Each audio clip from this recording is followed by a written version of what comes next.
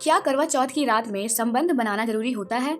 दोस्तों, क्या आप जानना चाहते हैं कि क्या करवा चौथ की रात में पति पत्नी को संबंध बनाना जरूरी होता है या नहीं? तो चलिए दोस्तों, आज हम इसी के बारे में जानेंगे कि आखिर हिंदू मान्यताओं के अनुसार करवा चौथ की रात में संबंध बनाना चाहिए या नहीं। चलिए शुरू करते हैं। दोस्तों, हम बात करेंगे करवा चौथ की रात के बारे में, जब पति पत्नी एक खास भूमिका निभाते हैं। करवा चौथ जो महिलाओं के सौभाग्य का प्रतीक है, पति पत्नी के बीच प्रेम बढ़ता है।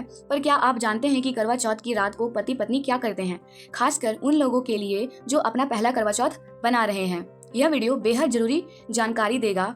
आप तो जानते ही होंगे कि इस दिन सुहागिन महिलाएं अपनी पति की लंबी आयु और सुखी जीवन के लिए निर्जला व्रत रखती है। पूरे दिन भूखे प्यासी रहकर वह अपने पति के प्रति अपने अटूट प्रेम और समर्पण का प्रतीक प्रकट करती है।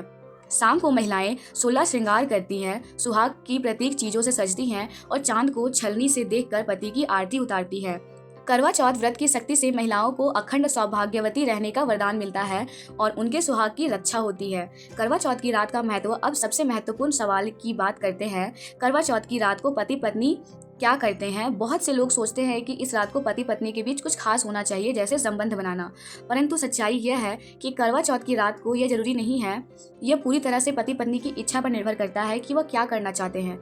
इस रात का असली महत्व यह है कि दोनों एक दूसरे के साथ समय बिताएं, अपने रिश्ते को और भी मजबूत बनाएं और एक दूसरे के प्रति प्रेम और सम्मान दिखाएं। पति के लिए यह खास तौर पर महत्वपूर्ण होता है क्योंकि इस रात अपनी पत्नी के लिए कुछ खास कर सकते हैं, जैसे पत्नी को कोई प्यारा सा उपहार देना, साड़ी, गहने या कुछ ऐसा जो उनकी पत्नी को खुश करे। इसके अलावा पति को ध्यान रखना चाहिए कि इस खास दिन वह अपनी पत्नी का दिल दुखाने वाली कोई बात ना करे। इस दिन पत्नी की भावनाओं का आदर करना बेहद जरूरी है क्योंकि पूरे दिन का उपवास और तप सिर्फ पति के लिए ही होता है। करवा चौथ पर क्या करे और क्या ना करे। शास्त्रों के अनुसार करवा चौथ पर कुछ बातों का विशेष ध्यान रखना चाहिए, जैसे इस दिन महिलाओं को काला या सफेद कपड़े नहीं पहनना चाहिए। लाल या पीले रंग के कपड़े शुभ माने गए हैं। इसके अलावा महिलाओं को अपने श्रृंगार का सामान किसी और को नहीं देना चाहिए और सफेद वस्त्र या सफेद मिठाई का दान भी नहीं करना चाहिए।